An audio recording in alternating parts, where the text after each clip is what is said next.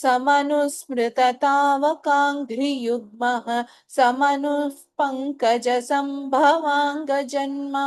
निजमन्तरमन्तराय हीनं चरितं ते कथयन् सुखं निनाय समये खलु तत्र कर्दमाख्यो द्रुहिणच्छाय भवस्तदीयवाचा धृतसर्गरसो निसर्गरम्यं भगवंस्त्वामयुतं समासिषेवे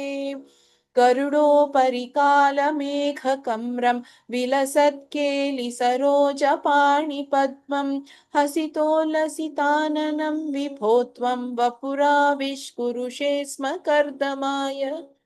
स्तुवते पुलकावृताय तस्मै मनुपुत्रीं दयितानवापि पुत्रीः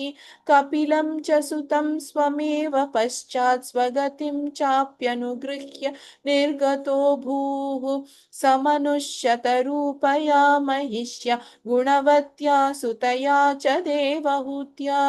भवदीरितनारदोपदिष्टः समगात्कर्दममागतिप्रतीक्षम् मनुनोपहृतां च देवहूतिं तरुणीरत्नमवाप्य कर्दमोऽसौ भवदर्चननिर्वृतोऽपि तस्यां दृढशुश्रूषणया दधौ प्रसादं स पुनस्त्वदुपासना प्रभावात् दयिता कामकृते कृते विमाने वनिताकुलसङ्कुलो नवात्मा व्यहरद्देव पथेषु देवहूत्या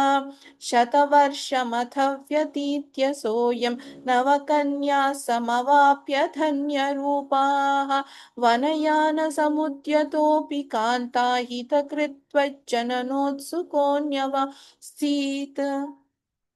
निजभर्तृगिरा भवन्निषेवा निरतायामथ देवदेवहूत्याम्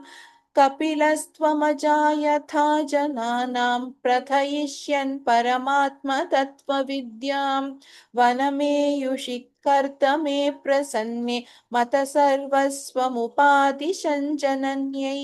कपिलात्मकवायुमन्दिरेश त्वरितं त्वं परिपाहि मां गदौघात्।